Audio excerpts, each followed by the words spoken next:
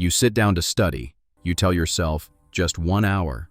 No phone, no distractions. But 10 minutes later, your brain whispers, check your notifications. What if you missed something? And before you realize it, you're not studying, you're scrolling. Here's the thing. You didn't choose the distraction. Your brain did. Today, you're going to learn how to take your focus back, not by forcing yourself, but by understanding the psychology and neuroscience behind distraction. If you want a brain that actually listens to you, not your impulses, hit follow and stay with me. This is about to get real. Why your brain loves distraction. Your brain wasn't designed for the modern world. It evolved to detect danger, notice movement, and react fast. That's why every notification feels like a tiny alert, a possible reward or threat. Enter dopamine, not the pleasure chemical, but the motivation chemical, the one that makes your brain crave stimulation.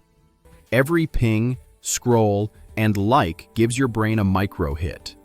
Eventually, silence feels uncomfortable. And when you try to study, your brain says, give me something easier, something faster, something fun. But here's the good news. You can retrain your dopamine system to want focus again. How to rewire your brain for focus. Neuroscientists call it neuroplasticity, the brain's ability to rewire itself. Every time you focus for 10 minutes straight, you strengthen the neural pathways of discipline. Every time you give in to distraction, you strengthen the opposite. Focus isn't a talent, it's a trained identity. Let's go to the next 3 advanced science-backed focus systems. 1. The Dopamine Reset Block. Set a 60-minute study block with 0 external dopamine. No phone, no notifications, no lyrical music. The first 10 to 15 minutes feel uncomfortable. Your brain wants escape. But then something flips. Your prefrontal cortex wakes up. Deep focus begins. You feel calm, not because you forced focus, but because your brain adapted to stillness. If this is starting to hit somewhere deep, don't go anywhere. The next 2 methods are the ones that turn average students into high-performance learners. 2. The anchor habit technique. Choose one physical trigger used only for studying. A hoodie, a specific scent, a playlist, a candle. Over time, your brain associates that trigger with concentration. It becomes an automatic focus switch. This is classical conditioning, just like building muscle memory. 3. The 2-minute momentum rule. Your brain hates starting, not continuing.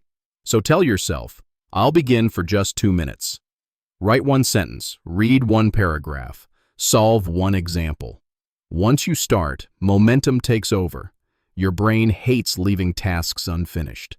Use that biology against your own procrastination. The flow state formula. Flow is that mental zone where time disappears. Actions feel effortless. Your brain releases a perfect cocktail of dopamine, norepinephrine, and anandamide. Flow happens when 1. You have a clear goal. 2. The task is slightly challenging. 3. Distractions are removed. When these conditions align, you don't chase focus. You become focus, rewriting your identity. Every time you choose focus over distraction, you're not just completing a chapter, you're changing who you believe you are. Identity drives behavior, not willpower. In a world fighting for your attention, being able to concentrate is your biggest superpower. If you're ready to train your brain instead of letting it control you, drop a lightning bolt in the comments, hit like, and subscribe for more science-based psychology videos. Because one day, when you look back, you'll realize focus wasn't just a study skill, it was the weapon that built your entire future.